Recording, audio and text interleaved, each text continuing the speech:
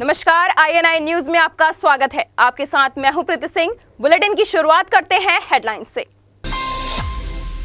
PM Modi ने BJP की जीत का दावा किया और समाजवादी पार्टी को कहा कि कितने ही गठबंधन कर लो, पाप धुलने वाले नहीं। भारत ने बांग्लादेश को 208 रनों से हरा के जारी रखा विजय रथ। पिता ने जताई 5 साल से लापता बेटी की हत्या की आशंका, दामाद पर हत्या का संदेह। झारखंड के लातेहार में सीपीआईएम ने 3 दिवसीय जन सत्याग्रह आंदोलन छेड़ा। छत्तीसगढ़ के बिलासपुर में पिकअप की ठोकर से बाइक सवार पिता पुत्र सहित 3 की मौत। अब खबरें विस्तार से।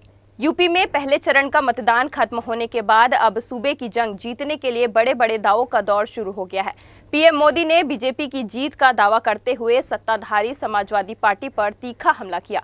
मोदी ने लखीमपुर खीरी में कहा कि मतदान के बाद ये तय हो गया कि कितने ही गठबंधन कर लो, पाप धुलने वाले नहीं हैं। मोदी ने कहा, अखिलेश यादव सरकार उत्तर प्रदेश का विकास करने की जगह गठबंधन करने में लगी है। सपा कुर्सी के मोह में राम मनोहर लोहिया और जयप्रकाश नारायण जी को अपमानित कर कांग्रेस की गोद में जाकर बैठ गई है। भारत की आजादी के 75 साल,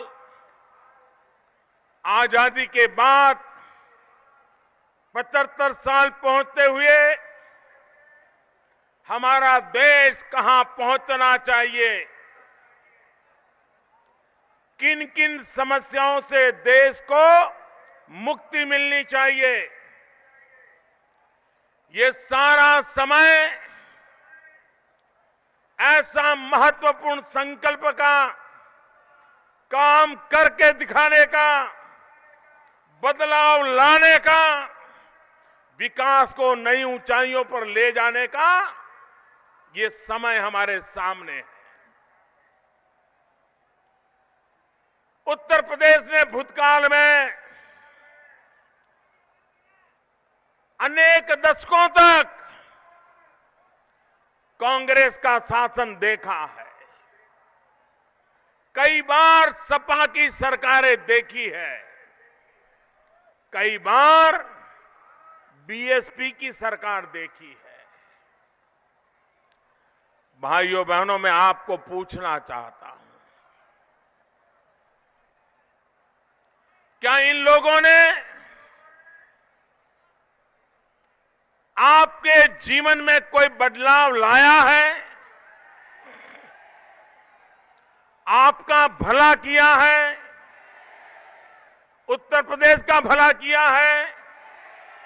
किसानों का भला किया है? माताओं बहनों को सुरक्षा दी है? हर परीक्षा में, हर कसौटी में ये जो फेल हुए हैं, क्या ऐसे लोगों को दोबारा परीक्षा देने का भी हक है क्या? भाइयों बहनों, 2014 के लोकसभा के चुनाव में उत्तर प्रदेश की जनता ने सारा हिसाब चुकता करके दिखा दिया था। अपने आप को दिग्गज मानने वाली पार्टियों को उत्तर प्रदेश ने साफ कर दिया था। सिर्फ 2 कुनबे के कुछ लोग जीत करके आए थे। 2 कुनबे के सामान्य कार्यकर्ता को जीता नहीं पाए थे। उन्होंने पूरी ताकत कुनबे को बचाने के लिए लगाई थी। एक कांग्रेस के कुनबे के 2 लोग जीत करके आए थे, सपा के कुनबे के कुछ लोग जीत करके आए थे। बाकी सारी की सारी सीटें ये उत्तर प्रदेश के लोगों ने 2014 में भारतीय जनता पार्टी को जिता दिया था। खतरे की घंटी तो उसी दिन बज गई थी जब 2014 में उत्तर प्रदेश की जनता ने आपका सफाया कर दिया था। अच्छा होता 2014 के चुनाव के बाद आपको 2.5 साल मिले, आप जनता के लिए कुछ अच्छा कर पाते, अपनी छवि ठीक कर पाते, गुंडागर्दी को रोक पाते, किसानों के कल्याण के लिए धरती पर कुछ चीजें उतार के लाते। लेकिन 2014 में उत्तर प्रदेश की जनता ने बसपा को साफ कर दिया, कांग्रेस को कड़ी से कड़ी सजा दी, समाजवादी पार्टी के सारे सपने चूर चूर कर दिए। उसके बाद भी आप सुधरने के लिए तैयार नहीं है, उत्तर प्रदेश के लिए कुछ करने के लिए तैयार नहीं है। और इसलिए भाइयों बहनों, जब उनको डर लगा कि 2014 में परिवार भी एक था, कोई झगड़े बगड़े नहीं थे, अखिलेश की तब तक छवि भी ठीक थी, उस समय तो लोगों को लग रहा था नौजवान है कुछ करेगा।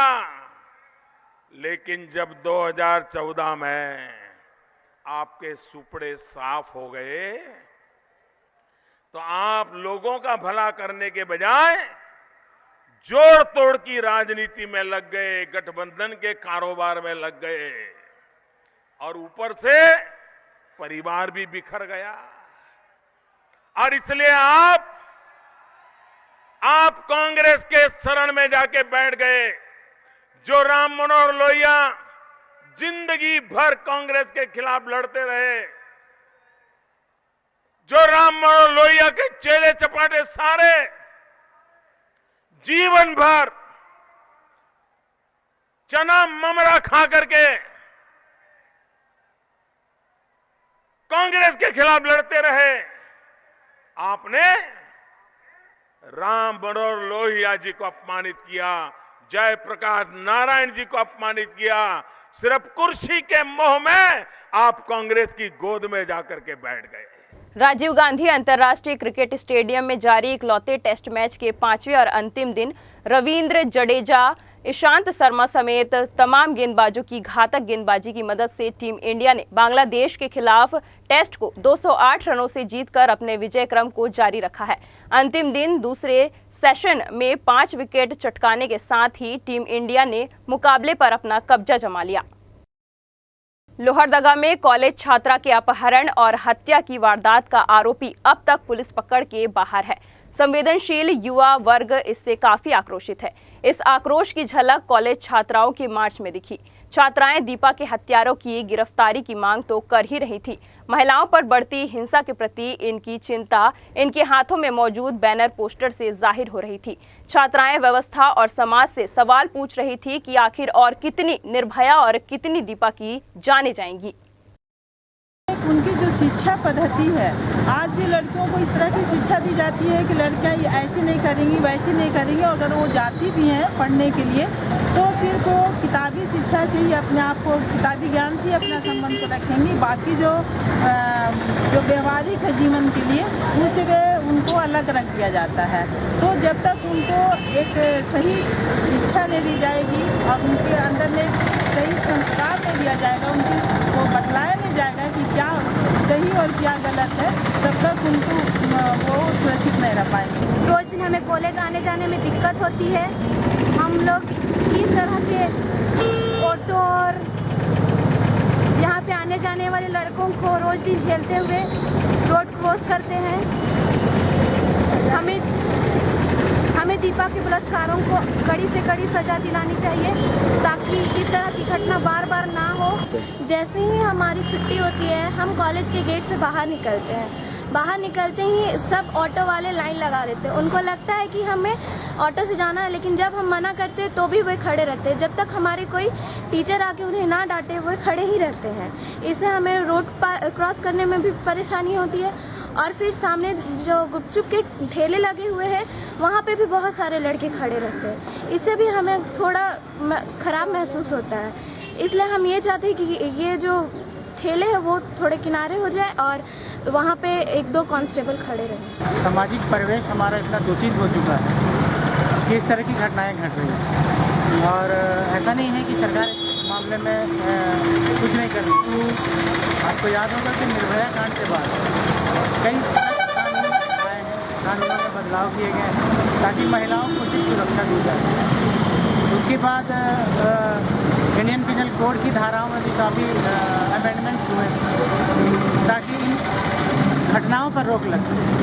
महिलाओं के साथ छेड़खानी, महिलाओं के साथ बुरा व्यवहार, इस तरह की घटनाओं को रोक लगाने के लिए कानून में काफ़ी सख्त प्रावधान किए गए हैं। ये भी जरूरी है कि समाज को जागरूक होना होगा। विधानसभा चुनाव 2017 का प्रथम चरण संपन्न हो चुका है। प्रथम चरण के प्रत्याशियों का भाग्य ईवीएम मशीन में बंद हो चुका है। आगरा के फिरोजाबाद मार्ग स्थित मंडी समिति में ईवीएम मशीनों को रखा गया है।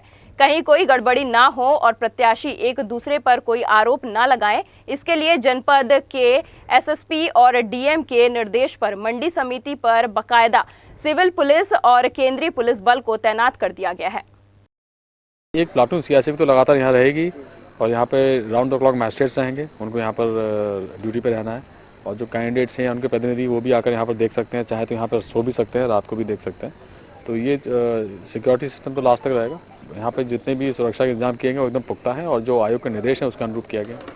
वैलेंटाइन डे के मौके पर ताज नगरी आगरा में करीब 70 जोड़े शादी के बंधन में बंधे 7 फेरे लेकर 7 जन्मों का नाता जोड़ लिए। ये नज़ारा आगरा के माथुर वैश्य महासभा का है, जहां चेतना सेवा समिति के 14 अंतर्राज्यीय विवाह सम्मेलन का आयोजन किया गया, जिसमें सर्व जाति के करीब 70 जोड़े की शादियां करवाई गई। आपको बता दें कि इस विवाह सम्मेलन में हिंदुओं की तमाम जातियों के जो गरीब और बेसहारा युवक युवतियां होती हैं, उनका समिति खर्च उठाकर विवाह कराती है। आगरा का ये 14वां सामूहिक विवाह समारोह, ये वर्ष में 2 बार सामूहिक विवाह करते हैं। इस सामूहिक विवाह में 70 जोड़े बनाए गए हैं जिनकी शादी यहाँ हो रही है। इसके संस्थापक सत्येज जायसवाल जी हैं। 80 वर्ष की उम्र में भी दिन रात लगे रहते हैं, मेहनत से जोड़ों की शादी करा रहे हैं। लगभग 1000 के आसपास जोड़ों की वो शादी अब तक करा चुके हैं। बॉलीवुड में पहुंचकर अपना हुनर दिखाने का तमन्ना सभी को रहता है, लेकिन अवसर बहुत कम ही लोगों को मिल पाता है। चांपा जैसे छोटे से नगर के एक युवक ने बॉलीवुड में पहुंचकर न केवल अपने नगर का नाम रोशन किया है, बल्कि उनके इस कार्य से सभी युवकों को काफी प्रेरणा मिलेगी। उनकी पहली फिल्म हॉरर नाइट 10 फरवरी को रिलीज हुई, जिसमें उनके किरदार को काफी सराहा गया। यह फिल्म देश भर के सिनेमाघरों में प्रदर्शित हुई। जांजगीर चांपा जिले के चांपा नगर के हनुमान चौक के पास रहने वाले तिलेश्वर देवांगन के पुत्र साहिल देवांगन की प्राथमिक व माध्यमिक शिक्षा नगर के स्कूलों में ही पूरी हुई। इसके बाद आगे की पढ़ाई के लिए वह बेंगलुरु चला गया। वहां हायर सेकेंडरी की पढ़ाई पूरी करने के बाद वह मुंबई चला गया। वहां बालाजी मॉडलिंग इंस्टीट्यूट में साहिल प्रशिक्षण लेने लगा। 3 माह प्रशिक्षण लेने के बाद साहिल को बॉलीवुड में एंट्री मिल गई। साहिल को बचपन से ही कुछ अलग करने की चाह थी। वह अपनी प्राइमरी शिक्षा के दौरान स्कूल व समाज द्वारा आयोजित विभिन्न कार्यक्रमों में ड्रामा, नाटक आदि में शामिल होकर अपनी प्रतिभा का जौहर दिखाता था। उसकी फिल्म के प्रति रुचि को देखते हुए आगे बढ़ने में हर संभव प्रयास किया गया। आखिरकार साहिल ने बॉलीवुड में एंट्री कर अपने परिवार और खुद के सपने को साकार कर दिखाया है। साहिल ने बताया कि उसे हॉरर नाइट फिल्म में काम करने का मौका मिला है, जिसके निर्माता सूरज भारती व राजन भारती व निर्देशक सूरज भारती हैं। इस फिल्म में 10 कहानियां हैं, जिनमें से एक कहानी में वे मुख्य किरदार में हैं। साहिल की उपलब्धि से उसके माता पिता के साथ पूरा परिवार काफी उत्साहित है। साहिल की आगामी 2 फिल्में भी फ्लोर पर आने को तैयार हैं, जिसे लेकर वो काफी उत्साहित नजर आ रहे हैं। प्राउड फील हो रहा है क्योंकि मेरे पेरेंट्स ने मुझे इतना सपोर्ट किया और अच्छा भी लग रहा है क्योंकि मैं एक छोटे से जगह का नाम वहाँ तक लेके जा रहा हूँ। अगर मैं बाद में बड़ा स्टार बनते गया धीरे धीरे तो चांपा तो आएगा ही मेरे नाम के साथ, क्योंकि चांपा का लड़का वहाँ जाके कुछ कर रहा है। तो ऑब्वियसली मुझे अच्छा लग रहा है मेरे जगह का नाम रोशन करने पे। मेरे बेटा वहाँ बम्बई जाकर बहुत बड़ा काम किया है, इसलिए बहुत खुश हूँ। मैं उसको बहुत बड़ा रूप में देखना चाहती हूँ, स्टार बन के बहुत हमारा नाम रोशन करे आगे जाकर। तो सर बचपन से कुछ हटके था कि कुछ इसमें है, ऐसा लगता था मेरे को। तो इसको पढ़ाई के लिए मैं बाहर भेज दिया, बेंगलोर में। पढ़ाई के बाद मैं जब 12वीं में था तो मैं पूछा इसको तो क्या करेगा 12वीं के बाद। तो सोचा हूँ कुछ सोच के रखा हूँ, पापा ऐसा करके मेरे को बोलता था, बता नहीं रहा था। जैसे एग्ज़ाम कंप्लीट हुआ वो चला गया मुंबई। मैंने इसको फुल सपोर्ट किया, पूरा सपोर्ट किया अपनी तरफ से। नालंदा जिले में सोहसराय थाना क्षेत्र में बीती रात चोरों ने 2 दुकान में घुसकर नगद 2 लाख रुपए का सामान चोरी कर लिया। घटना के बाद पुलिस परंपरा अनुसार घटनास्थल पर मामले की छानबीन में जुट गई है। चोरी की इस घटना के बाद स्थानीय लोगों ने आक्रोश व्यक्त करते हुए कहा कि भीड़भाड़ वाले इलाके में जब चोरी की वारदात को अंजाम देने के बाद चोर फरार हो जाता है तो सुनसान इलाके की स्थिति क्या होगी। पूरा सामान ले गया, पूरा जितना कीमती सामान था, मैंने कपड़ा लत्ता था वो ले गया, घर वाली का पूरा जेवर तक ले गया है। पैसा जितना गल्ला उखाड़ के लेके भाग गया। करीब 50-60 हज़ार रुपये नगद था और मतलब कि 50-60-70 हज़ार का खाली जेवर था, वो सब लेके भाग गया। कुल कितना लेके भागा? लगभग सर करीब 1.5 लाख के करीब लेके भागा सर। चोरी हो गई है, चोरी हो गई है। तो क्या क्या ले गया? अब क्या क्या अभी नहीं, अब लिख के देंगे तब पता लगेगा क्या क्या हुआ।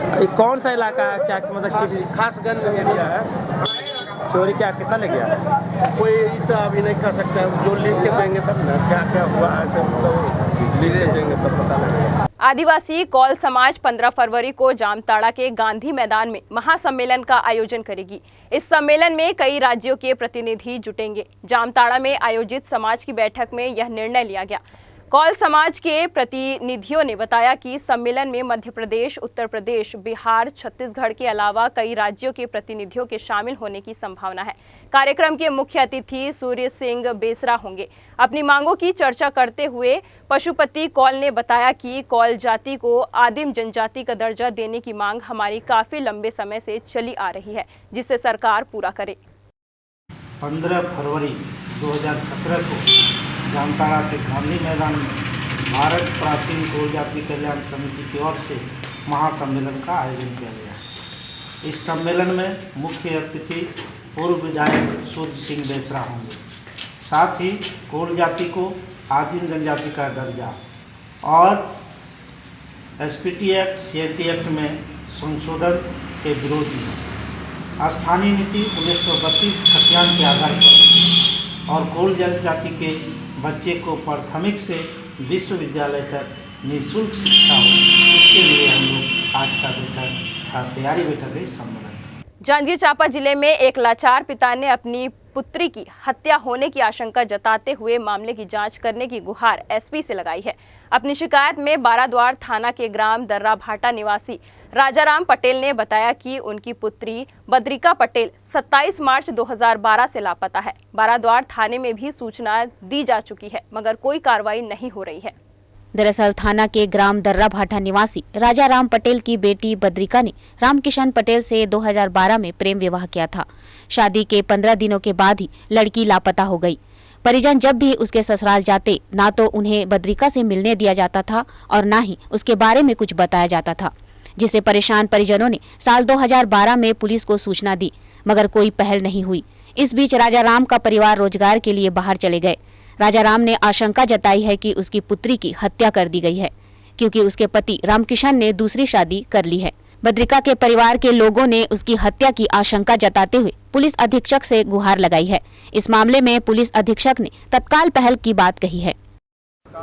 लड़की मरो 4 साल हो गए घूमे हैं, अब अभी तक पता नहीं, रिपोर्ट आवा करें तब भी नहीं सुनी हो अभी तक। यह करें कोर्ट मैरिज में करें, कोर्ट मैरिज के बाद ना नहीं, लड़की 4 साल हो गई। अब हूँ यह करके धमकी दे के मोला ना यह करके कहा था कि मैं पैसा में लड़ी हाँ, क्या कहा थे दमान है, तो मैं कहें ठीक है लंगठा तकाले रह सकबे कहा थे, भाग गए कहा थे, तो भागीस कहाँ थे रहता है मोला बताना, मैं लड़की चाहत है कहे मोला मोर शंका है कि वो मार डाले मोला। मोर बहनी के शादी मतलब 4 साल हो गई, कोई पता नहीं है। कोर्ट मैरिज में शादी हो रही और 15 दिन रखीस लड़का, ओकर बाद गायब है कि वह मार दी। रिपोर्ट नहीं लिखे है, बाराद्वार में थाना में रिपोर्ट करेंगे रहना। कब गिरा? 2012 में। जांच कर रहे हैं ऐसे बोल रहे हैं। मोर बेटी 4 साल हो गए, नहीं है पता नहीं है, मोला लड़की चाहिए। दमान बोला थे कि तो लड़की भाग गई है, मोला शक है कि मोर लड़की नहीं है, वो मार डाले है। इनका कहना है कि 27/3/2012 में जो रामकिशन पटेल है, जिसने अपनी इनकी बेटी के साथ बहला फुसला के शादी वादी भी कर ली थी, उसके बाद से उसने गायब कर दिया है। और ये लोग अनहोनी की आशंका दर्शाते हुए इन्होंने आवेदन दिया हुआ है। और इनका यह कहना है रामकिशन पटेल ने दूसरा विवाह भी कर लिया है। तो इस पत्र प्राप्त हुआ है, इसमें जांच के लिए बारद्वार थाने को भेजा गया है और गंभीरता से जांच करने के लिए बताया गया है। और थाना प्रभारी ने बताया कि अभी उसकी रामकिशन पटेल को ये लोग खोज रहे हैं, जैसे मिलता है पूछताछ करके आगे की कार्रवाई करेंगे। औरंगाबाद में छात्रों ने रोड जाम किया। 14 तारीख से इंटर की परीक्षा होनी है और अभी तक उनको प्रवेश पत्र नहीं मिला है, जिससे नाराज छात्रों ने स्कूल के टेबल बेंच को सड़क पर लाकर तोड़फोड़ किया। किसी का ये एडमिट कार्ड नहीं मिला, एग्जाम कैसे देगा? साल भर के जो पढ़ाई किया उससे सब लॉस हो जाएगा। तो एग्जाम देना है ना, तो कैसे दिया जाएगा? एडमिट कार्ड नहीं मिला, जिसका विषय है नाम गलती है, बहुत गलती सारा है, तो कैसे होगा? आखिर एडमिट कार्ड मिलेगा, जिसका विषय गलत है, विषय सुधार होगा तभी ना एग्जाम दिया जाएगा। विषय सही है नहीं है, सुधार करने के लिए बोले तो सुधार नहीं है। 10 तारीख को जमा किया था, बोले कि 13 तारीख को आने के लिए, अभी तक मिला नहीं है, कैसे एग्जाम दिया जाएगा? कल जमा करने एग्जाम देना है, अभी तक मिला नहीं है, इसीलिए जाम किया हुआ है। कि जो 100-150 छात्र छात्राओं का भविष्य बर्बाद हुआ है, आज एडमिट कार्ड अगर नहीं मिलेगा तो सैकड़ों छात्र छात्राएं कल के इंटरमीडिएट एग्जाम्स देने से वंचित रह जाएंगे। उनके भविष्य का जिम्मेवारी कौन लेगा? झारखंड के लातेहार जिला अंतर्गत टोरी रेलवे क्रॉसिंग में फ्लाईओवर ब्रिज निर्माण नहीं होने के कारण सीपीआईएम ने 3 दिवसीय जन सत्याग्रह आंदोलन छेड़ दिया है। सीपीआईएम नेता सह जिला सचिव आयुब खान ने बताया कि टोरी रेलवे स्टेशन से सरकार को अरबों रुपए की राजस्व प्राप्त होती है, लेकिन जन कल्याण से कोसों दूर है। कहा कि यहां फ्लाईओवर ब्रिज नहीं रहने से राहगीरों को घंटों फाटक खुलने का इंतजार करना पड़ता है, जिससे कई घायल व्यक्तियों की मौत हो चुकी है।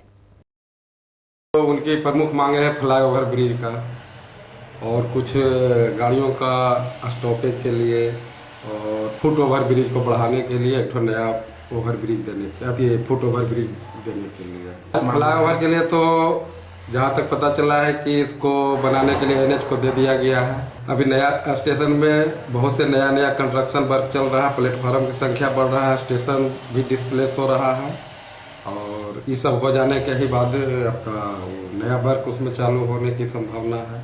रेलवे क्रॉसिंग के पास फ्लाईओवर ब्रिज की और 2-4 अन्य मांग है। 8 सूत्री मांगों को लेकर हम लोगों का यहाँ 11 फरवरी से 13 फरवरी तक जन सत्याग्रह का कार्यक्रम चल रहा है। रेलवे के अधिकारी द्वारा कोई पहल नहीं किया गया है, कोई कुछ भी सूत्र नहीं लिया गया है और अगर यह सत्याग्रह उग्र प्रदर्शन होता है या सत्याग्रह उग्र हो जाता है, अगर हमारे साथियों को या किसी को अगर होनी या अनहोनी होता है तो उसका जिम्मेवार रेल प्रशासन की होगी। संबंधित मामला नहीं है, न पुलिस के द्वारा समाधान किया जा सकता है। ये रेलवे से कंसर्निंग मामला है। हम लोग रेलवे से भी मैंने लेकर के अपने वरीय पदाधिकारी रेलवे को भी हम लोग अवगत कराने की कोशिश करेंगे कि ये लोग की समस्याएं हैं उस पर ध्यान दें। इससे अधिक हम तो कुछ कर नहीं सकते। यूपी के शाहजहांपुर में नगर विधानसभा के बीजेपी प्रत्याशी सुरेश कुमार खन्ना के जुलूस में पानी पिला रहे और मिठाई बांट रहे लोगों पर मुकदमा दर्ज कराया गया है। जब बीजेपी कार्यकर्ताओं ने विरोध किया तो पुलिस ने कार्यकर्ताओं पर बल प्रयोग किया। केंद्रीय मंत्री कृष्णा राज का आरोप है कि पुलिस सत्ताधारी नेताओं के इशारे पर काम कर रही है। पुलिस ने पानी पिलाने वाले और मिठाई बांटने वाले 3 लोगों के खिलाफ चुनाव आचार संहिता का मुकदमा दर्ज कर लिया है और पानी मिठाई को अपने कब्जे में ले लिया है। अरे वो सपा सरकार की चाल के तहत इन्होंने अपने पूरे चलते दिया। जब बुझता है तो बहुत तेज लोग कर रहा था, इसलिए उसने अपनी शक्ति का प्रदर्शन किया। ब्लैक मार्च जो है ये सिटी की कानून व्यवस्था को बनाने के लिए है और ये देखा जा रहा है कहीं पर भी आचार संहिता का उल्लंघन न हो। 3 मामले प्रकाश में आए, एक जगह मिठाई बट रही थी, एक जगह पानी बट रहा था और एक जगह पर जुलूस निकल रहा था। तीनों खिलाफ मुकदमे कायम किए जा रहे हैं, कार्रवाई की जा रही है। झारखंड के बोकारो में एक हैरत अंगेज मामला देखने को मिला है और वो भी झारखंड के भू राजस्व और खेल मंत्री के विधानसभा क्षेत्र या यूं कहें कि मंत्री जी के घर के ठीक बगल में स्थित सरकारी अस्पताल में। मंत्री जी के घर के सामने के अस्पताल में ऐसी व्यवस्था होगी तो आप खुद सोच सकते हैं कि सूबे के दूर दराज क्षेत्रों की स्थिति क्या होगी। इसी से अंदाजा लगाया जा सकता है। बोकारो से देखिए इस एक्सक्लूसिव रिपोर्ट को, किस तरह से नसबंदी के बाद पेशेंट्स को जमीन में सुला दिया जाता है और कैसे जंग लगे हुए कैंची से होता है नसबंदी का काम। झारखंड में सरकार ने आजकल सभी जगहों पर टारगेट दे दिया है और इसी टारगेट के चक्कर में जिंदगी को भी दांव पे लगाया जा रहा है। ये हम नहीं कह रहे हैं, बल्कि ये तस्वीर है प्रभारी डॉक्टरों के बातों से आप खुद अंदाजा लगा सकते हैं। मामला है बोकारो के चंदन कियारी के एकमात्र सरकारी अस्पताल का, जहां इन दिनों नसबंदी के टारगेट को पूरा करने का काम किया जा रहा है। जहां नसबंदी कराने आए महिलाओं को नसबंदी के बाद जमीन पर सुला दिया जा रहा है। इसमें टेंट के गंदे गद्दों का इस्तेमाल किया जा रहा है और उसी को जमीन पे बिछाकर भेड़ बकरी की तरह से ठूस दिया जा रहा है, जहां लोग चप्पल और जूता पहनकर आ रहे हैं। ऐसे में बात यही नहीं रुकती और ऑपरेशन के लिए जिस कैंची और चाकू का इस्तेमाल किया जा रहा है उसमें से अधिकतर में जंग लगा हुआ है। ऐसे में आप खुद सोच सकते हैं कि किस तरह से लोगों की जिंदगी के साथ खिलवाड़ कर रहे हैं। जबकि चंदन कियारी विधानसभा झारखंड के भू राजस्व मंत्री अमर बावरी का विधानसभा क्षेत्र है और सरकारी अस्पताल व मंत्री जी का आवास महज कुछ ही कदम की दूरी पर है। ऐसे में सोचा जा सकता है कि जब मंत्री जी के घर के पास के अस्पतालों में ही इस तरह के काम हो रहे हैं तो सूबे के दूर दराज वाले क्षेत्रों में क्या होता होगा। प्रभारी डॉक्टर का कहना है कि क्या करे, अस्पताल में मात्र 6 बेड ही हैं और सरकार की ओर से टारगेट पूरा करने का दबाव है। ऐसे में हम मजबूर हैं। डॉक्टर ये भी मान रहे हैं कि इसमें इन्फेक्शन का खतरा तो है, लेकिन टारगेट के लिए करना पड़ रहा है। क्योंकि बेड की कमी है, 6 बेड का हॉस्पिटल है और उस हिसाब से हम लोग उसको टारगेट नहीं कर पा रहे हैं। अभी हम लोग काफ़ी पिछड़े हुए चंदन कियारी में जगह की कमी की वजह से, तो इस तरह से हम लोग करना पड़ रहा है। तो आपको लगता है कि टारगेट को पूरा करने के लिए ये सही है जगह पर सुता देना?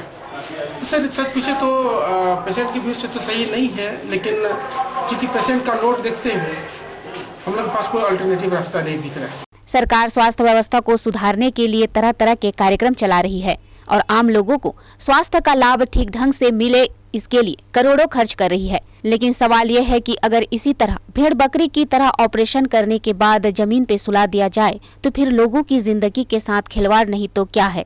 क्या टारगेट पूरा करने के लिए इस तरह से जिंदगी से खेलना जायज है? जब इस बारे में प्रभारी सिविल सर्जन बोकारो के अर्जुन प्रसाद से पूछा गया तो उन्होंने इसे ठीक तो नहीं माना और कहा कि यह प्रभारी चिकित्सा पदाधिकारी को देखना चाहिए। इन्फेक्शन का खतरा तो है ही, साथ ही जंग लगे हुए औजारों से भी ऑपरेशन नहीं करना चाहिए। ये सरासर गलत है। इन्फेक्शन की संभावना है, कोई बाहर से आदमी जाएगा तो जरूर जाना नहीं चाहिए। अच्छा सर, ऑपरेशन भी हो रहा है तो जंग लगा हुआ कैंची सारा इस्तेमाल किया जा रहा है। जंग लगे वाले कैंची से तो नहीं होना चाहिए और इसमें प्राइम जिम्मेवारी सर्जन जो हैं उनकी है, वो कहें कि इस कैंची से हम नहीं करेंगे। अगर जंग लगा कैंची दिया जा रहा है तो उनको रिफ्यूज करना चाहिए, जो भी सर्जन है, कि भाई हम जंग लगा से नहीं करेंगे। सवाल ये है कि इस तरह से नसबंदी से लोगों की जिंदगी के साथ क्या खिलवाड़ नहीं है। यहाँ जंग लगे हुए औजारों से ऑपरेशन किए जा रहे हैं और ऑपरेशन किए हुए मरीज को जमीन पर सुला दिया जा रहा है। ऐसे में सरकार स्वास्थ्य के नाम पर करोड़ों खर्च तो कर रही है, लेकिन आम लोगों को क्या व्यवस्था मिल रही है ये इन तस्वीरों से साफ देख सकते हैं। सरकार को कोई ठोस पहल करना होगा ताकि लोगों के जिंदगी के साथ खिलवाड़ न हो। शेखपुरा के महिला हेल्पलाइन में उस समय अफरा तफरी की स्थिति बन गई जब घरेलू विवाद को सुलझाने पति पत्नी आपस में ही भिड़ गए। पति ने जहां पत्नी पर ज्यादती का आरोप लगाते हुए विवाद करने की बात कही, वहीं पत्नी ने भी पति पर मारपीट करने का आरोप लगाया है। गौरतलब है कि शेखपुरा सदर थाना क्षेत्र के बरोई गांव में सोनी देवी ने महिला हेल्पलाइन में एक आवेदन देकर पति के विरुद्ध प्रताड़ना की शिकायत दर्ज कराई थी, जिसकी कई तारीखों में सुनवाई हुई और महिला हेल्पलाइन के हस्तक्षेप से दोनों पति पत्नी के बीच सुलह और समझौता पर सहमति बनी। लेकिन महिला हेल्पलाइन के पहुंचने पर दोनों पति पत्नी एक दूसरे पर आरोप प्रत्यारोप लगाने लगे और भिड़ गए। अंत में मामला नहीं सुलझ पाया। दूसरी तरफ महिला हेल्पलाइन के अधिकारियों ने कहा, दोनों में अगर सुलह नहीं हुआ तो आगे की कानूनी कार्रवाई की जाएगी। बोली कि मैडम मेरा पति दूसरा शादी किया, हम लोग जांच किए तो दूसरा शादी नहीं पाए, घरेलू हिंसा का शिकार हुए। उस पर हम लोग केस दर्ज किए, उसको नोटिस दिए। तो नोटिस 6 तारीख को डेट में सिर्फ लड़का ही उपस्थित हुए। हम बोले कि आज का सुनवाई है, आप 13 तारीख को चले आइएगा। तो आज आए, देखिए आते के साथ हम लोग इससे पहले जिसका सुनवाई था उसका हम लोग कर रहे थे, हम लोग आते के साथ ऐसा हल्ला हंगामा करने लगे। तब क्या अभी क्या कार्रवाई में बाधा हुआ? अभी तो फिर बातचीत करेंगे दोनों से। क्या प्रयास होगा आगे इन लोगों के लिए? आगे तो हम लोग सुलह समझौता करवाने का प्रयास करेंगे, आगे केस ना बढ़े। औरंगाबाद नगर थाना क्षेत्र के चित्तौड़ नगर में एलपीजी गैस सिलेंडर के लीकेज होने के बाद भभकी आग से 5 लोग झुलस गए, जिसमें 2 की हालत गंभीर बनी हुई है। प्राप्त जानकारी के अनुसार चित्तौड़ नगर के अजित सिंह के मकान में धर्मेंद्र सिंह अपने परिवार के साथ रहते थे और रविवार को उन्होंने भारत गैस से एलपीजी का एक सिलेंडर लाया, लेकिन रेगुलेटर लगाने के बाद भी गैस का चूल्हा नहीं जला। इसके लिए उन्होंने मैकेनिक को बुलाया, परंतु उसने भी सोमवार की सुबह आने की बात कही। आज सुबह मैकेनिक ने जैसे ही चूल्हे को जलाने के लिए रेगुलेटर ऑन किया, अचानक तेजी से आग भभक गई, जिससे मैकेनिक मंटू कुमार, धर्मेंद्र कुमार, उनकी साली तथा उनकी पत्नी और बच्ची इस आग की चपेट में आकर झुलस गए। सिलेंडर का एक दोनों नोब खुला हुआ था और मिस्त्री जो आया ना पूरा गैस भरा हुआ था, उसमें गैस भरा हुआ तो आया वो एक खिड़की खोला बस और आकर माचिस मारा है। उसको पता भी नहीं चला, पता नहीं कि स्मेल, पता नहीं इसका स्मेल इतना खराब होता है कि उसको पता ही नहीं चला और आया माचिस मारा, उसमें ब्लास्ट कर दिया। पूरा किवाड़ी वाड़ी सब पैक था इनका, टोटली चीज, गैस निकलने का जगह भी नहीं था कहीं, पूरा भरा हुआ, उसके कारण ही ब्लास्टिंग हुआ। अगर आप स्मार्ट और कुंवारे हैं और साथ साथ डिप्टी सीएम का ओहदा हो तो वैलेंटाइन डे के एक दिन पूर्व लड़कियों का मचलना लाजमी है। कुछ ऐसा ही हुआ बिहार के डिप्टी सीएम तेजस्वी यादव के साथ। जहानाबाद के एक बीएड कॉलेज की लड़कियों को जैसे ही पता चला कि तेजस्वी यादव सड़क मार्ग से गया जाने वाले हैं, तो हाथों में गुलाब का फूल लेकर सैकड़ों की संख्या में सड़क किनारे खड़ी हो गई। और जब इतनी बड़ी लड़कियों की भीड़ सड़क के किनारे खड़ी हो तो भला तेजस्वी का काफिला कैसे नहीं रुकेगा। तेजस्वी के रुकते ही कॉलेज की लड़कियों ने गुलाब का फूल देकर उन्हें वैलेंटाइन डे की बधाई दे डाली और कईयों ने तेजस्वी के साथ सेल्फी भी ली। गौरतलब है कि उप मुख्यमंत्री तेजस्वी यादव लोक संवाद कार्यक्रम में शामिल होने पटना से गया जा रहे थे। हम लोग के लिए ज्यादा जरूरी है, हम लोग पे ध्यान दे। युवा है तो आप लोग को ज्यादा रिस्पेक्ट होगा। हाँ बिल्कुल बिल्कुल, उनको लेके है थोड़ा, उनको लेकर है। किस तरह से मतलब उनका वेलकम किस तरह से किया है, जैसे वो आए अच्छा लगा रोज। हाँ, उनको देकर वैलेंटाइन डे कल आज उन्हीं को रोज दे दिए। INI न्यूज में फिलहाल इतना ही। देश और दुनिया की तमाम खबरों को जानने के लिए आप बने रहिए हमारे साथ। नमस्कार।